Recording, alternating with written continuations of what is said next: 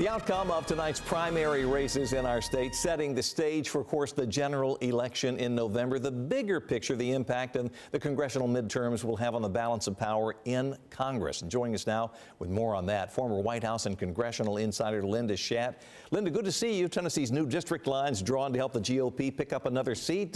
The general election race is coming into focus. Does it look like the Republicans are in a position to do that?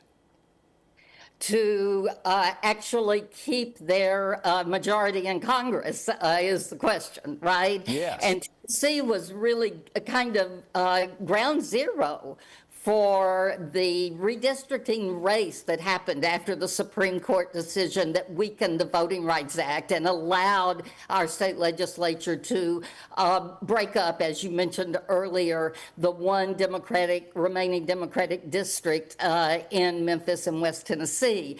So we are one piece of what Republicans are doing across the country to try to make sure that they maintain control of the House of Representatives, and they will probably pick up all 9 now of the congressional seats in Tennessee. They'll pick up one seat that was Democratic. Now, Democratic socialists around the country have won some primary races. The question is, can they win in the general election? And do you see the Democrats potentially gaining control, based on what happens in some of these other states, not Tennessee? Oh, I think there's still a chance that Democrats can take back the House.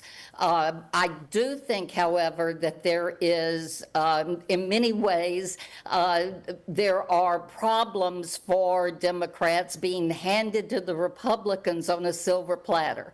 And that is the Democratic socialists around the country who are winning in some predictable places, but who will probably lose in general election races that are putting certainly the Senate probably beyond reach for Democrats to take over after the Democratic Socialist won in Michigan to run for the Senate seat this week. Linda, I want to get your thoughts quickly on the 6th district primary. Then Hillary, out of politics for quite a while, tried to get back in. The early polls suggested he was out front, but State Representative Johnny Garrett really worked hard in the last month or so and won this thing.